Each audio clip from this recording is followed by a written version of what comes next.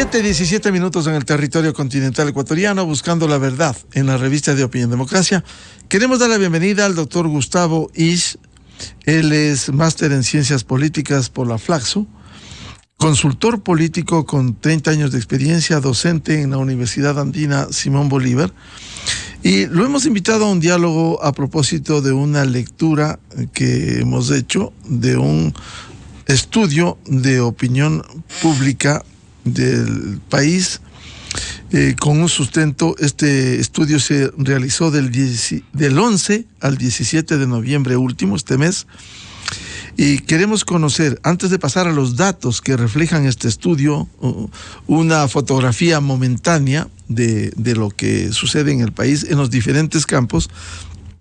¿Quién hizo este estudio? ¿En qué condiciones? Porque parte de la sustentabilidad de un documento de esta magnitud es el respaldo de seriedad, de responsabilidad que tenga, porque hemos visto en el país pasar muchos estudios que finalmente no se apegan a la realidad, sino al interés político momentáneo de algunos sectores que incluso contratan para hacer esos estudios. ¿Cuál es el sustento? Le pregunta a Gustavo Isch, ¿cómo se dio el trabajo, ponderación, supervisión de este estudio de opinión pública? Muy buen día. Muy buenos días, Miguel. Un saludo a todos los oyentes y a todos quienes siguen este programa. Un gusto estar nuevamente por aquí, por Radio Democracia. Efectivamente, y coincido plenamente con lo que tú has señalado, Miguel. El tema de las encuestas, yo he sido una de las personas que más las ha cuestionado algunas metodologías o enfoques o intereses que a veces están detrás de estos estudios de opinión. La que hemos realizado, sobre la que vamos a conversar, está hecha con técnicos y consultores peruanos y ecuatorianos. Es la empresa IMACEM, que tiene prácticamente 30 años de experiencia en investigación de mercado. Está radicada en Lima. Y la dirección de la investigación estuvo a cargo de Giovanna Peñaflor.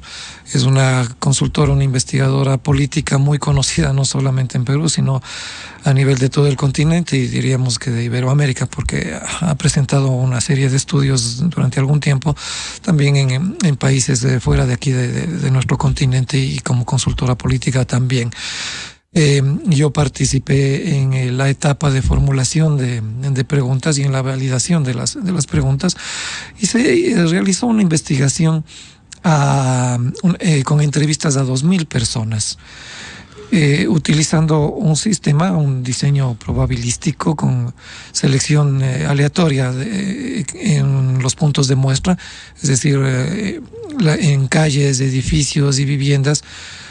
Y en zonas rurales se aplicó un sistema también de esa naturaleza para la selección de las viviendas y de la propia encuesta. Tenemos una población, o sea, la muestra fue tomada en una población desde los 16 hasta los 45 o más años, hombres y mujeres, y con un margen de error de más o menos el 2%. 2% que... Más o menos el margen de error, sí. Siendo un diseño probabilístico, digamos que un 95% de las entrevistas y de los resultados del estudio no tienen técnicamente ninguna posibilidad de error, de falla. El más o menos 2% que yo señalo es por el tipo de diseño, es un diseño probabilístico, ¿no? Y fue validado además en la Universidad de Salamanca por Manuel Alcántara, que es un conocidísimo experto a nivel mundial, y de hecho también en Washington está siendo validada la metodología utilizada por la encuesta. Es decir, aquí además, Miguel, hay un tema que es muy importante. No es una encuesta que pretendió ni pretende operar sobre la base del entorno preelectoral. No nos interesa venir a predecir quiénes encabezan la intención de voto en los actuales momentos y quiénes podrían o no podrían ganar, porque eso en este momento no solamente sería antiético, sino que es antitécnico. Todavía pueden ocurrir muchísimas cosas en un proceso de esta naturaleza, solo refiriéndonos al campo de lo electoral. Esta investigación lo que pretendió es mirar la situación del país al momento. ¿Qué es lo que está sintiendo? ¿Qué es lo que está percibiendo la ciudadanía?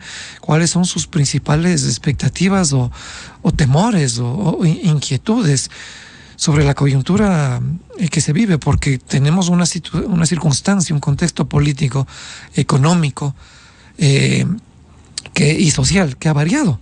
No es el país que teníamos hace 4 años, hace 3 años, ni siquiera es del país, Miguel, de hace 1 año. Aquí han habido y han ocurrido circunstancias tan dramáticas como la incidencia ya del crimen organizado y la estructuración de un proceso de narcodemocracia que está afectándolo absolutamente a todos los niveles, a todos los campos por los que los ecuatorianos tenemos que atravesar. Y necesitábamos saber en qué momento nos encontramos, porque si no sabemos cómo estamos hoy, difícilmente vamos a poder plantearnos y planificar el futuro. Vamos a entrar a los temas, a desglosar los temas consultados a la ciudadanía. ¿En qué sectores se hizo, leíamos las muestras? Primero, el universo, quienes fueron consultados, y segundo, qué circunscripciones fueron visitadas y consultadas, como Quito o Guayaquil. ¿Cómo no? El estudio se hizo a nivel nacional con las provincias más grandes, digamos, ¿no? Guayas, Pichincha, Manabí, Azuay, y una ponderación porcentual en el resto de la costa y el resto de la sierra. Las circunscripciones que se eligieron, en el caso de Pichincha y de Guayas, se dividieron en 4 circunscripciones urbanas y rurales, en donde se encuentran la mayor cantidad de habitantes en estas provincias, con la ponderación además y la estadística dirigida, como te decía inicialmente, a una población de entre los 16 y los 45 años o más, siendo ellos gente de diversos estratos económicos y de diversa ubicación en términos de su formación académica, profesional, amas de casa, etcétera. Vamos con el desglose. ¿Cómo están mirando, cómo están percibiendo los ecuatorianos consultados? ¿Cómo le miran a la situación del país este momento? Y perdón, en la Amazonía, obviamente, también en la Amazonía se hizo la investigación, perdón. A ver. ¿Cuáles son los principales problemas que dicen que les angustia? En lo político, hablemos de lo político. La sensación, la noción es de que el presente, políticamente hablando, está perdido. ¿Por qué razón decimos esto? Porque más del 70% de personas responden sobre sus inquietudes o su percepción de si la política los está representando, si el sistema político los está representando, si pueden referenciarse a la institucionalidad pública, la institucionalidad del Estado, para sentirse protegidos, atendidos en temas como la salud, como la educación, etcétera. El 70% en promedio responde que no creen en el sistema político, que no creen en los partidos, en los movimientos, y que no creen que la institucionalidad política los esté representando, protegiendo, y esté ejecutándose y gestionándose de una manera en la que puedan mirar el presente y el futuro con optimismo. Ese sentimiento positivo de presente y futuro, además, se afinca en la iniciativa y la fortaleza individuales y familiares, Miguel. ¿Sí? Es decir, los ecuatorianos que responden positivamente sobre si es posible salir de la crisis económica, si es posible vivir por lo menos igual que el modo en que vivían sus padres, no digamos mejor, piensan que lo fundamental, la estructura fundamental donde se asientan no solamente sus expectativas, sino sus obligaciones para salir adelante y enfrentar esta circunstancia tan complicada, es su propia familia, y creen en sí mismos. No apuestan por la ayuda externa, no apuestan por la ayuda de la institucionalidad pública que atraviesa una crisis sostenida de descrédito y de desconfianza. Las 2 o 3 mejores mejor calificadas de estas instituciones. Dos de ellas son las Fuerzas Armadas y la policía, que usualmente solían tener niveles de credibilidad y de confianza que a veces bordeaban hasta el 90%. Hoy, a duras penas, llegan al 50%, a duras penas, ¿sí?, de esas instituciones. De las otras, ni hablar. La Asamblea, en los mejores resultados que se manifiestan en algunos sectores, en algunos estratos, alcanza una aprobación del 25%, pero si estiramos un poquito más la investigación, eso se va diluyendo, ese 25%, en estos sectores, que son sectores donde hay militancia política, y por eso se explica este apoyo del 25%, se reducen al 7, al 9% de respaldo en la ciudadanía, que no milita ni es simpatizante de ninguna de las organizaciones que están representados en bloques en la Asamblea Nacional. Los bloques en la Asamblea Nacional, los bloques de los partidos, de los movimientos políticos, tienen niveles de credibilidad y de apoyo que bordean del mínimo del 11%, máximo al 21% en los bloques más consolidados. Y muchos de ellos porque están identificados con Por supuesto, porque tienen un pasado, un histórico acumulado de triunfos electorales, tienen asentamiento en territorio, estructura en territorio que no tienen otras organizaciones políticas, y que suelen manifestar su implantación y su presencia a través de los procesos electorales. Pero no es que constantemente esos bloques, esos partidos, esos movimientos políticos mantienen niveles de credibilidad y de apoyo que se expresan en las elecciones. Las elecciones son distintas a un proceso sistemático, continuo, permanente de posicionamiento en distintas zonas. Y lo mismo también es interesante, está ocurriendo con la percepción que tienen las personas sobre los gobiernos locales, sobre los municipios, sobre los consejos provinciales. Es un nivel en algunas provincias incluso menor de credibilidad y de respaldo al que pueden tener algunos movimientos u organizaciones políticas. Cuando se le pregunta a la ciudadanía si se siente debidamente representada, apoyada por su municipio o por el Consejo Provincial, nuevamente el tema del rechazo es absolutamente mayoritario. En ese sentido, leíamos los resultados.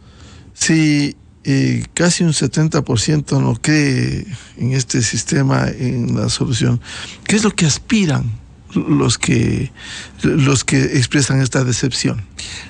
Aquí es una de las cosas que más nos ha llamado la atención, Miguel, porque usualmente esto no es nuevo. Es decir, cuando uno pregunta desde hace décadas, Miguel, ¿cuál es el principal problema por el que atraviesa el país? Todo el mundo dice la economía.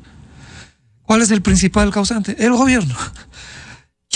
Los políticos, la Asamblea. Esa es una constante, y no solamente en este país. Los procesos electorales tienden a abrir espacios de esperanza, de expectativa, que podrían ser solucionados por los programas que se les presentan como ofertas de campaña a los electores. Una vez en el poder, las cosas van cambiando. Esos candidatos, esas agrupaciones empiezan a sufrir los efectos de la realidad. Cuando no pueden cumplir sus ofertas de campaña, la realidad es mucho más dura que la campaña electoral, y los cuestionamientos de la ciudadanía y la oposición empiezan a constituirse y a manifestarse de maneras mucho más regulares, de modo que esas dimensiones van cambiando. Ahí no habría novedad. Lo curioso es que aquí han pasado dos cosas. En términos de lo político, el eje de la preocupación de la ciudadanía, siendo permanente, lo económico, ha cambiado porcentualmente en niveles dramáticos. Cuando uno pregunta sobre la economía, y el desempleo era el factor que más preocupaba a los ecuatorianos, se ha reducido al 23.1%. Y no es porque hay más empleo, ojo.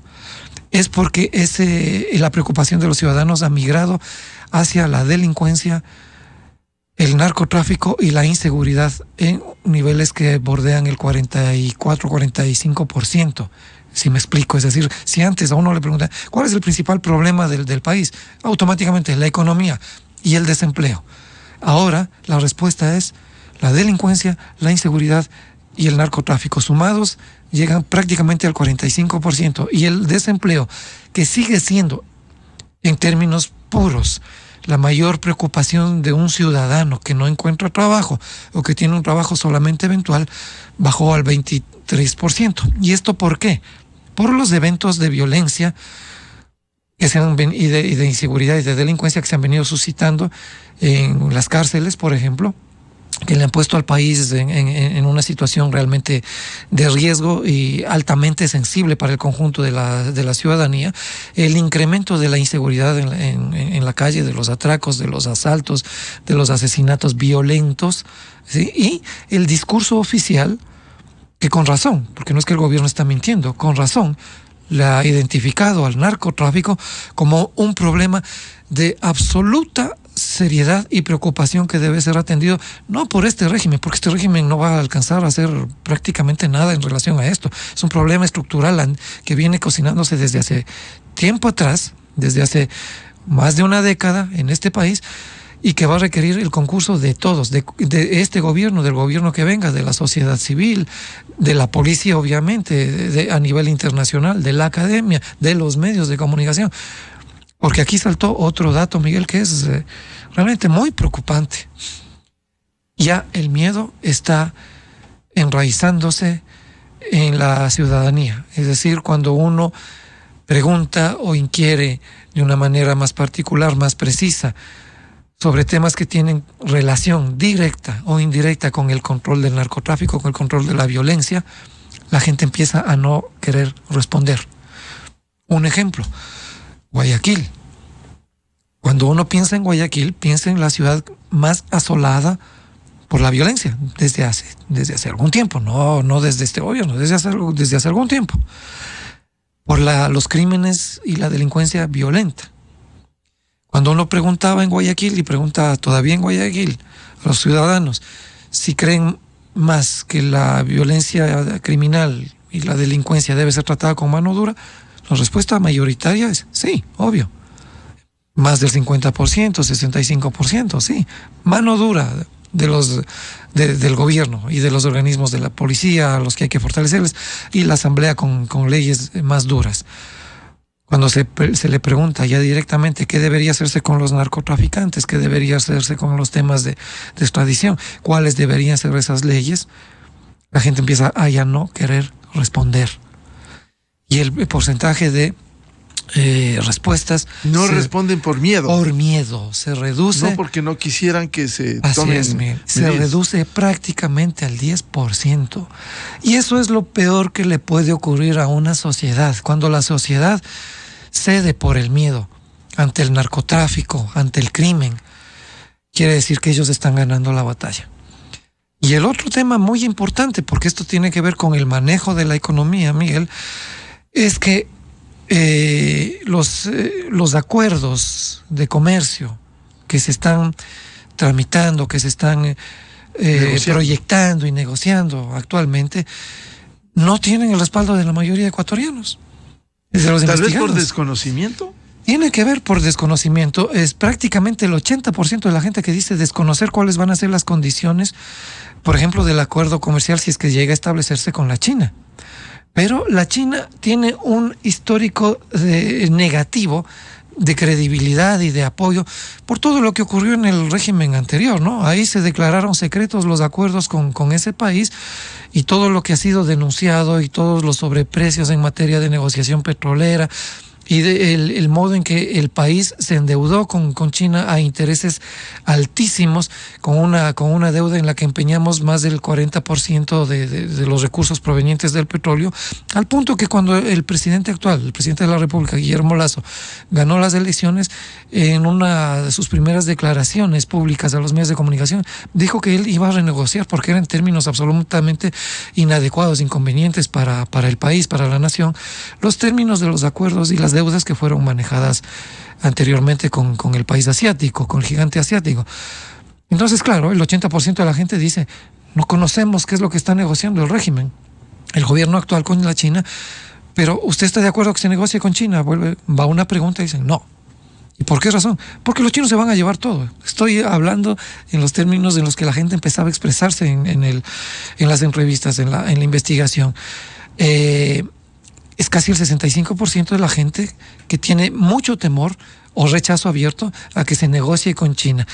Cuando en términos de lo positivo se le pregunta a la gente y se le da opciones y le dicen, a ver, pero si este acuerdo comercial con la China respeta el medio ambiente, respeta la minería, respeta la normativa legal, laboral existente en el Ecuador, ustedes y otros términos de acuerdos que se hacen con otros países que tienen un prestigio, que tienen una reputación mucho más positivos que la que la China ha posicionado, no solamente en este país, sino a nivel global por algunas situaciones que son de dominio público, la gente empieza a ceder ese rechazo, esa negatividad, ¿no es cierto? Y te dicen, bueno, si es que se cumplen con todos los parámetros de protección medioambiental, de respeto a la mano de obra, si no sobreexplotan a los trabajadores, a los obreros, a los niños, que muchas veces suelen ser materia de sobreexplotación laboral en algunos países porque no se controlan esos vínculos,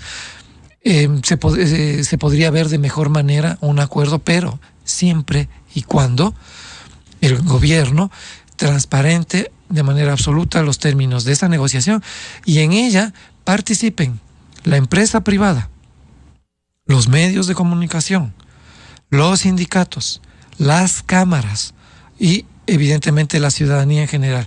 La ciudadanía informada o la ciudadanía que no es informada pero que se le pregunta sobre estas posibilidades, dice que si es que ese acuerdo con China va a cumplir con esos requisitos, podría ser positivo para un desarrollo del país en términos económicos. Esas son novedades muy importantes, Miguel, en términos de la investigación. Eso implicaría, Gustavo, que falte información oficial a fin de concienciar a la ciudadanía, a fin de que esté primero enterada debidamente y segundo consciente de las implicaciones. ¿Cómo no puede en un mundo tan abierto, la propia China, la China que la conocemos políticamente cerrada, hoy están persiguiendo y atacando a quienes se rebelan por este encierro, por el COVID? Esta China cerrada políticamente, pero abierta al mundo en lo económico.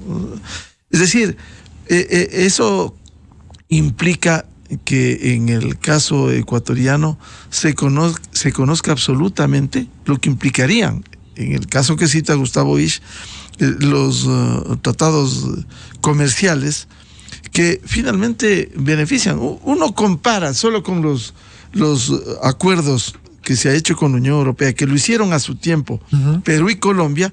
Nosotros llegamos tarde y sin embargo, llegando tarde, no teniendo los beneficios, el caso de la visa Schengen, llegamos tarde, el correísmo no quiso hacer acuerdos con ese pensamiento del siglo pasado de no tener acuerdos con el imperio, con los países ricos. Nos aislaron.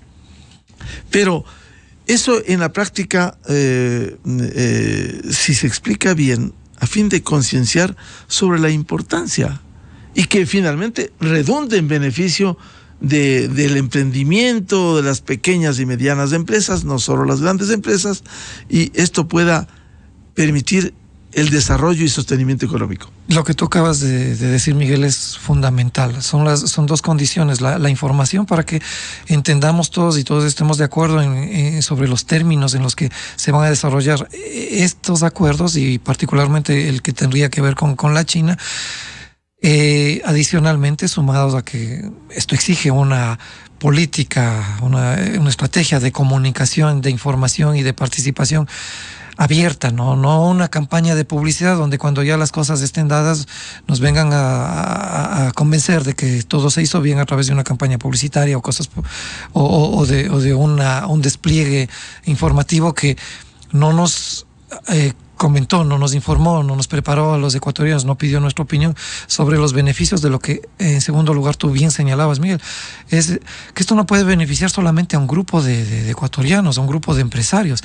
Esto tiene que ser de beneficio nacional, pero cuando los países suelen atravesar situaciones económicas muy complicadas, cuando no hay suficiente generación de empleo, cuando las condiciones jurídicas no establecen reglas de juego igualmente claras, que no pueden cambiar de la noche a la mañana y que están obligadas más bien a generar estabilidad para el establecimiento de negocios, para que capitales de otros países ingresen al nuestro, pero también medidas de protección para nuestros productores, para nuestros pequeños emprendedores, para los productos que pretendemos exportar en condiciones equitativas frente a otras naciones y no llenen nuestro mercado de basura, como suelen hacer estas megapotencias que se llevan nuestros mejores productos a precios regalados, en condiciones favorables para ellos, pero a cambio nos llenan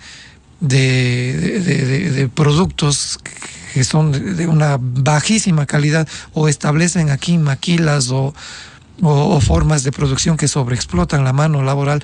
Ahí estaríamos absolutamente en desacuerdo con lo que puede ocurrir. En el caso además particular de la China, no es solamente el tema de este acuerdo comercial.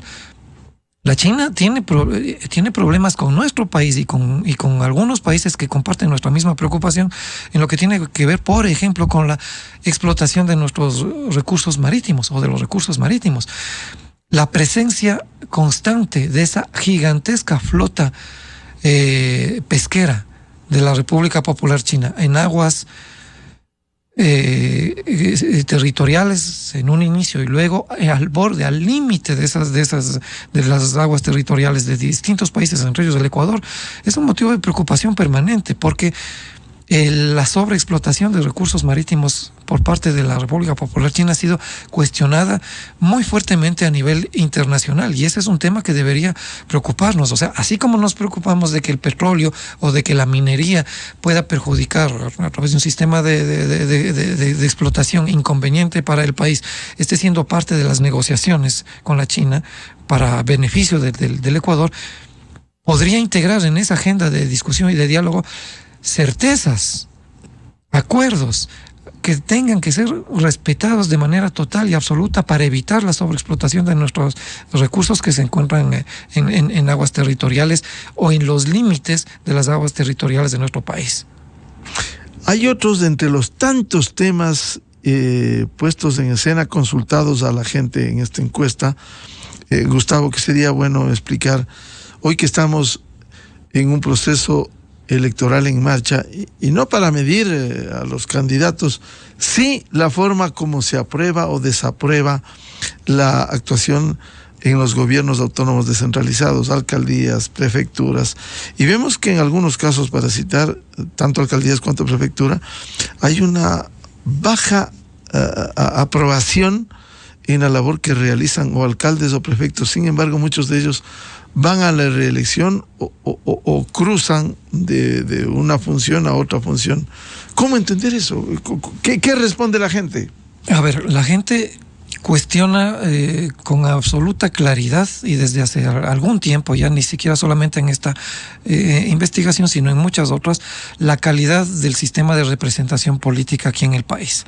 La calidad de los candidatos y de los políticos que muchas veces se presentan en los procesos electorales.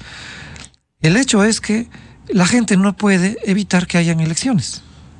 Además, aquí el sistema obliga al voto. Exactamente, es obligatorio. Si uno le pregunta al ciudadano ¿qué prefiere? ¿Que las elecciones sean obligatorias o no? La mayoría de gente, más del 50% de la gente, preferiría que las elecciones no fueran obligatorias en el país. Cuando se le pregunta por qué, las respuestas más comunes son porque no cumplen lo que ofrecen, porque son corruptos, porque no tienen preparación, porque solo ven por sus intereses. Son las cuatro, porque no se preocupan por la gente, dicen ellos, ¿no?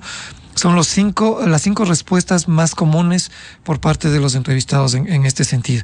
Y aquí la estructura o la ingeniería institucional electoral está hecha para que aquí pase todo en el Ecuador, menos lo que tiene que pasar en términos positivos, para que los partidos políticos, los movimientos políticos primero, transparenten sus estructuras.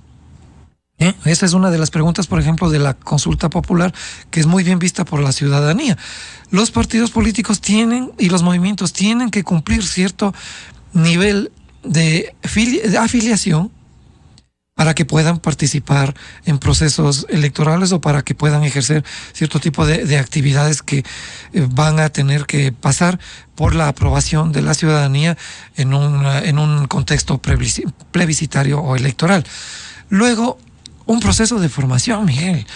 No puede ser que a cuenta de que una persona, un ciudadano o ciudadana es popular, por esa básica condición ya amerite su calidad de candidato para cargos que exigen una preparación académica, profesional, conocimiento previo de administración pública, que es lo que mínimamente se podría exigir a un funcionario público. Caso contrario, tenemos lo que tenemos en los gobiernos locales muchas veces, y en la asamblea en su enorme mayoría el tipo de composición o de Gustavo de toca intereses. un tema importante. No hay requisitos. O sea, para un político, para llegar a la asamblea, pero vemos ser bachiller, Miguel, ser bachiller. Esa clase de gente que llega. Así es. Lo que necesita es recursos, tener no una organización política, una empresa electorera Se han formado que se empresas, organiza así es. en su provincia, en su cantón, su parroquia, y se proyecta. Así es. Y llega a la Asamblea Nacional para hacer papelones Así es. mediocres, ¿no? O sea, ¿cómo cambiar esta representación? Lo que explicaba Gustavo Isch, la calidad de representación política, porque estamos en un círculo vicioso. Tienen que venir por ¿Quiénes eligen a esta pésima representación? La gente, obligada con el voto obligatorio que le establece el Estado. ¿Cómo cambiar esto? Decía Gustavo, la consulta popular está bien vista. ¿La gente está consciente de que hay que cambiar este sistema político para partir de ello? En términos generales, en la consulta popular hay un apoyo que bordea el 65%, a veces supera el 70%, dependiendo de las preguntas. El tema es que en el plazo inmediato eso no va a cambiar la realidad que estamos viviendo. Básicamente, el gobierno ahí lo que va a tener es una suerte de espaldarazo a ciertos temas, pero que no son situaciones o circunstancias que en el plazo inmediato, ni siquiera en el plazo mediato, cambien lo que está ocurriendo acá en el país. Pero bueno, y es una llamada de atención, en este caso específico, a los políticos, a los movimientos y a las organizaciones, diciéndoles, esto tiene que mejorar. Lo importante viene por dos vías aquí, Miguel, desde mi muy personal punto de vista. Primero, el famoso código de la democracia, o lo que decíamos al inicio, la arquitectura institucional electoral aquí en el país tiene que ser reformada. Porque cuando uno dice, ¿cómo es posible que aquí el único requisito para llegar a la asamblea o para cargos de altísima representación y responsabilidad pública sea exhibir el título de bachiller? Porque eso no cambia. Los partidos dicen, no, es que nosotros no podemos, o el Consejo Nacional Electoral no puede, porque eso tendría que reformarlo la Asamblea. Y cuando vamos a la Asamblea, evidentemente eso no va a cambiar. ¿Por qué? ¿Quiénes están en la Asamblea? ¿Cómo van a querer cambiar eso?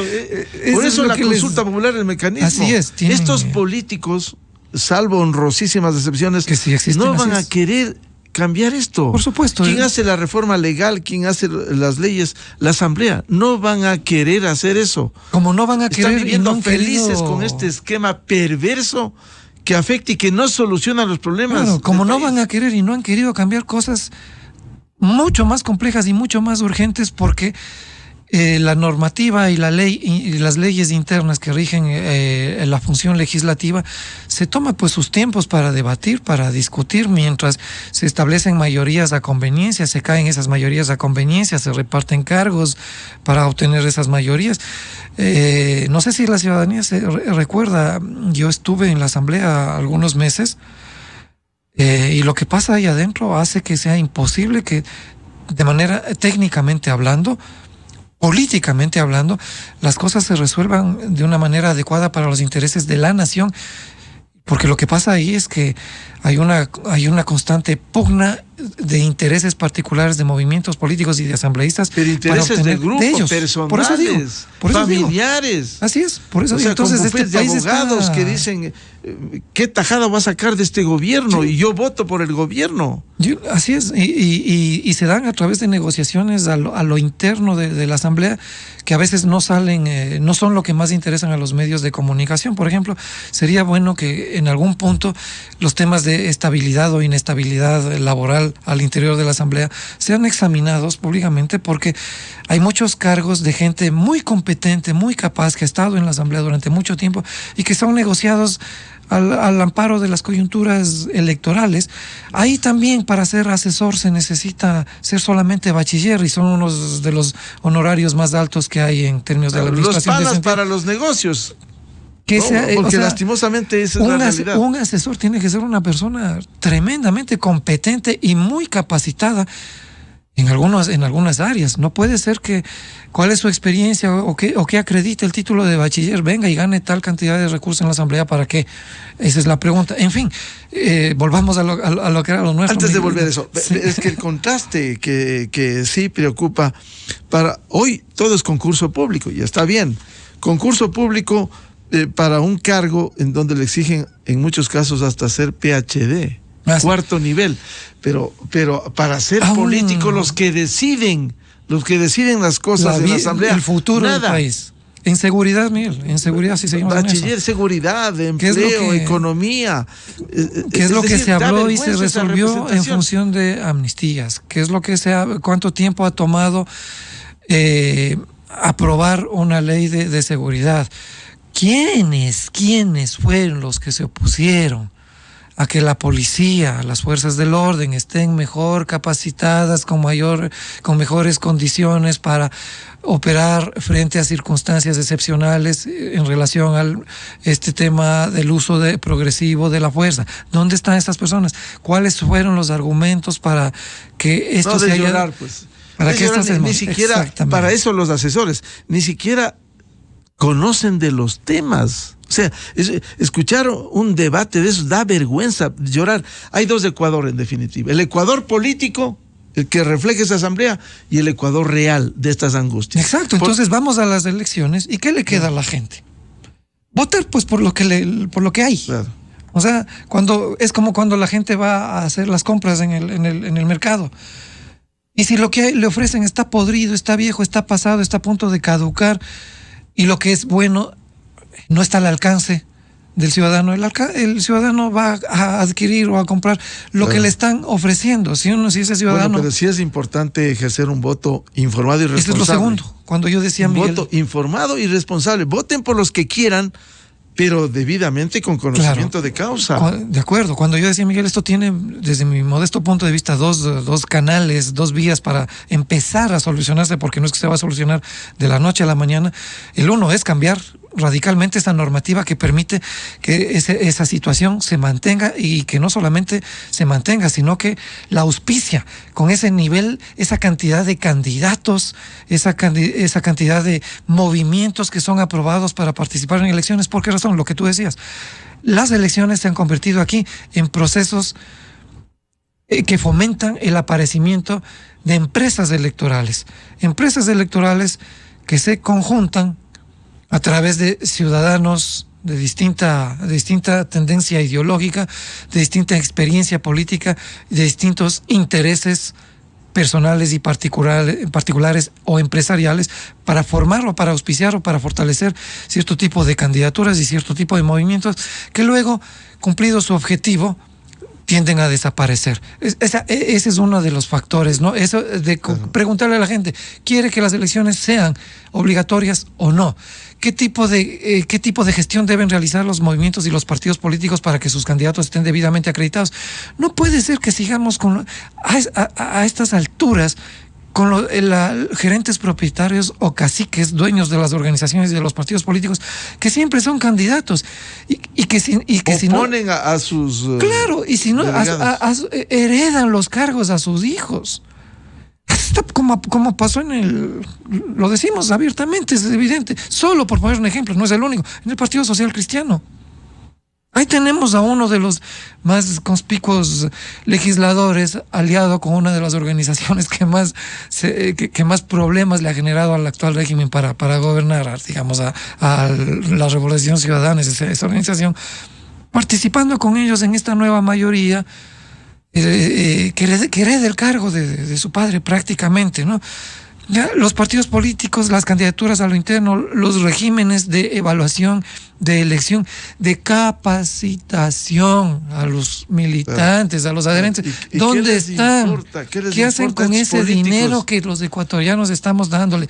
Claro. Para que les formen políticos que puedan tener Gustavo, esas volviendo credenciales. a este tema, uno de los cuadros de esta investigación decía el nivel de respaldo. Vemos el respaldo bajo de alcaldes, de prefectos, y algunos van a la reelección.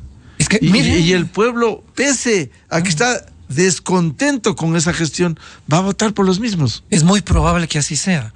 ¿Por qué? Por la fragmentación electoral, la cantidad de organizaciones políticas que se presentan en elecciones, que cuando estuvieron en el poder tuvieron la posibilidad de estructurar redes de apoyo en territorio, que son las que luego en las campañas electorales se manifiestan, hacen campaña y tienden a tener mejores resultados que aquellas organizaciones que van por primera vez o que van con una lógica electoral sin contar con recursos ni económicos ni implantación en provincial o local, que tradicionalmente estas otras estructuras ya han tenido establecidas. Entonces, corren con ventaja. Y corren con ventaja también, ¿sabes por qué, Miguel?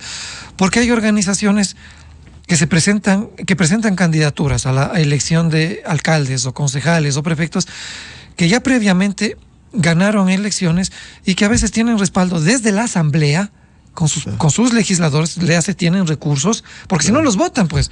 O sea, asambleísta que no se porta... Además usan los recursos por supuesto, propios, asambleísta que no que se está porta prohibido bien por la ley. En territorio, con las pretendidas candidaturas. O sea, algunos de estos personajes son llamados inmediatamente por los dueños, los gerentes propietarios de estos partidos políticos y ubicados en el andarivel de intereses particulares, Gustavo, que a ellos les corresponden. Permíteme, solo un cuadro para sacar del azar. ¿Aprueba o desaprueba usted la labor que realiza la prefecta de Pichincha? Bajísimo. Así es. Bajísimo.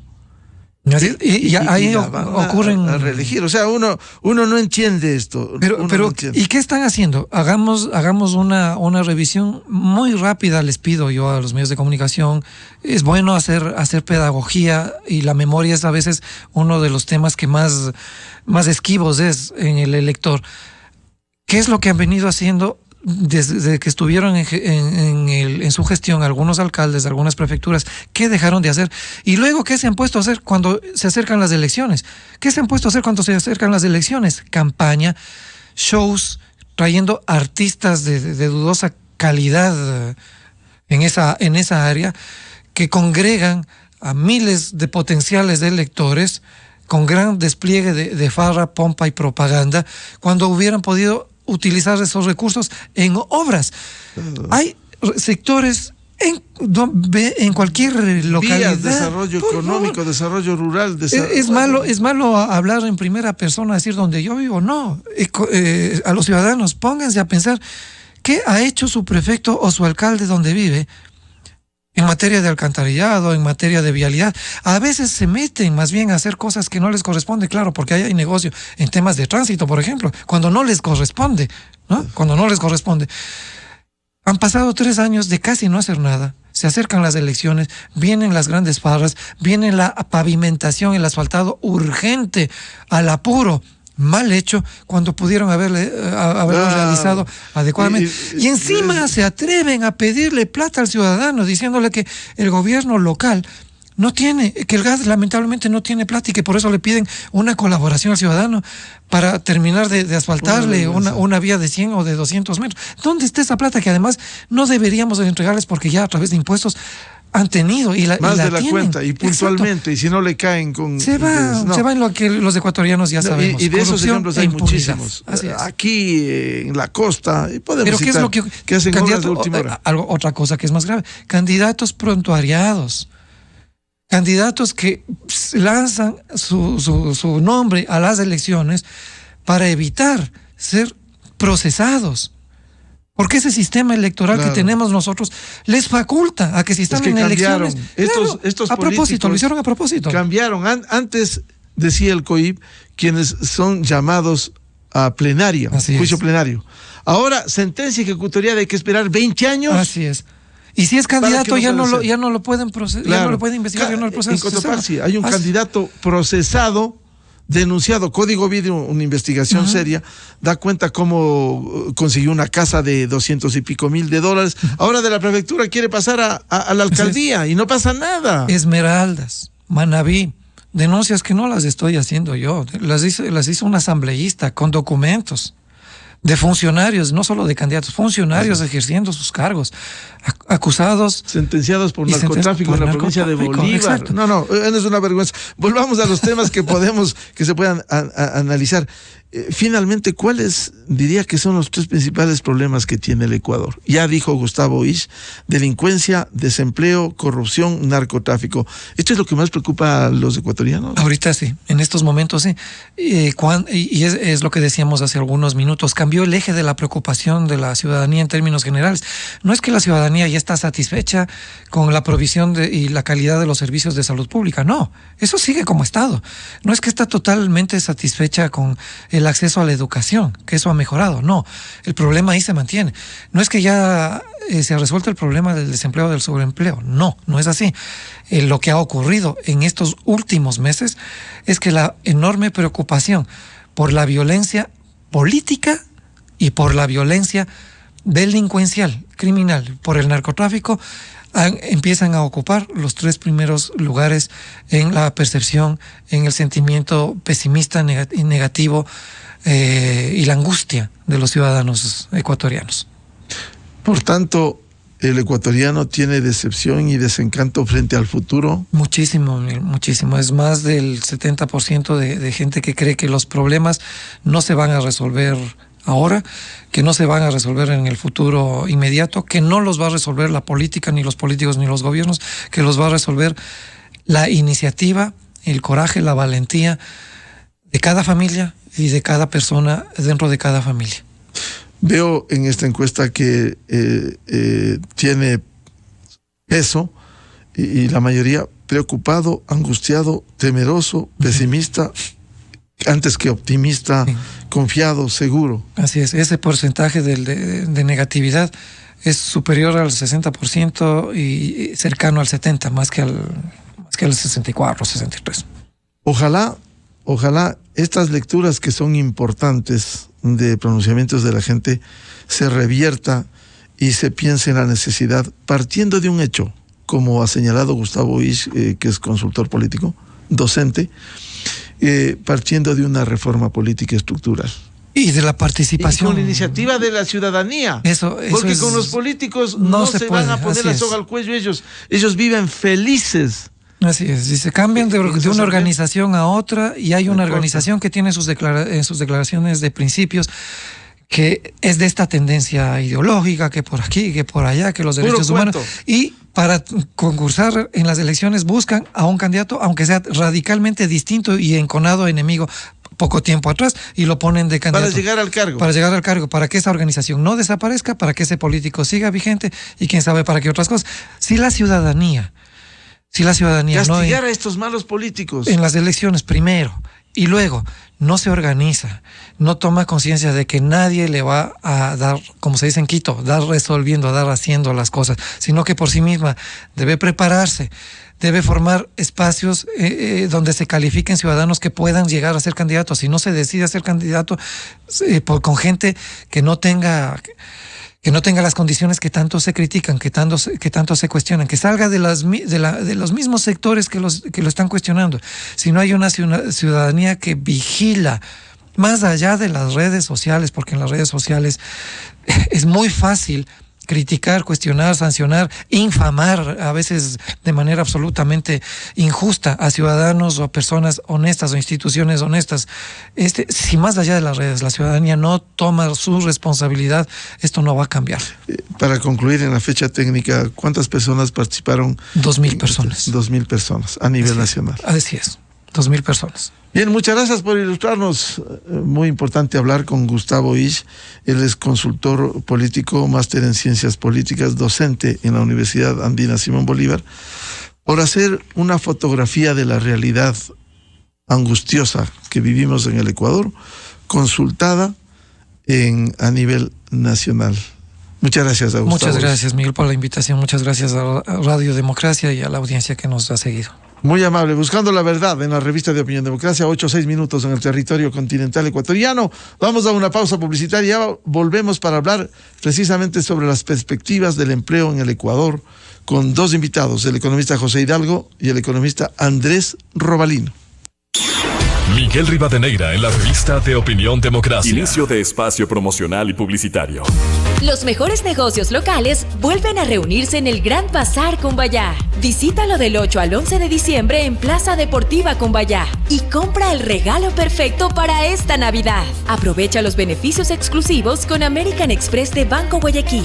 Valet parking gratis solo presentando tu tarjeta. 20% de descuento el día sábado 10 de diciembre. Por tus compras canjeas premios exclusivos. En esta Navidad, elige comprar local. Apoya a los pequeños negocios de nuestra ciudad con Shop Small de American Express. Liberty Seguro.